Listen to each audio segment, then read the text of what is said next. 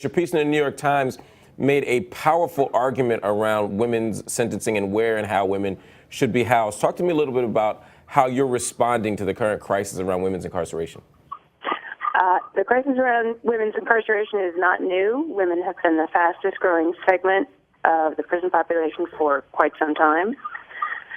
I think that the specific crisis around Danbury and the move of these, more than 1,000 women is a clear-cut case of a big mistake on the part of the BOP.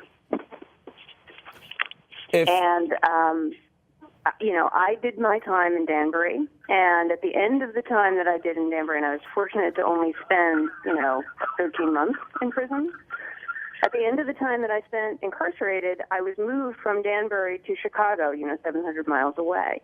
And I can tell you from my own experience, and I was not a mom at that time, that was a move that had a devastating impact on me, even so close to my release.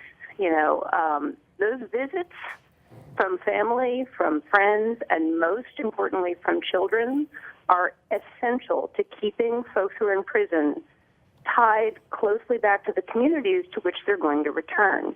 And 95% or more of the people who are in prison or jail right now are coming home to our communities, and they need to come home safely, and they need to come home in a way that is going to allow them to live legal. And close connections to their families, and most especially their children, are one of the biggest incentives to come home successfully. Absolutely. What do you say to people, Piper, who say these are the consequences of committing crimes? Every time we have this argument about prisoner rights, inevitably someone says, well, if you didn't commit a crime, you wouldn't have to worry about these things. This is the price of the ticket. I think that the price of the ticket, for an individual who commits a crime is one part of the picture.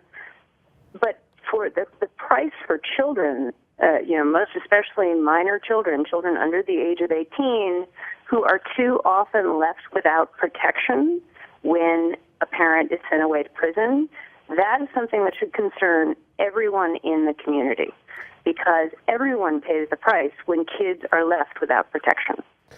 One of the things you advocate in your New York Times piece, and I've heard you talk about in other places, is this idea of perhaps not moving women to prisons at all, but allowing them to serve their time at home. Women particularly are unlikely to commit violent crimes. The vast majority of the women who are in prison are there for nonviolent drug offenses or for property crimes, quote-unquote paper crimes, things that touch the financial system sometimes, particularly for women who are not involved with, organized crime and, who have many, many clear opportunities to change their lives with some help. Those women are definitely much better served by being able to serve out their sentences in the communities in which they live. Do you worry about, regardless of how you feel about, folks, being punished, those punishments can be held, people can be held accountable in the community without the devastating additional effects of taking moms out of the community. What do you say to people who say that it's simply not secure? Recently, there was someone who was allowed to remain at home. She escaped. Escapes aren't high. I don't want to overstate the numbers here, but there have been instances where people, either because of drug addiction or other reasons, sort of escape their context, their incarceration context. Do you worry, as a matter of public policy and public safety, that this could be problematic?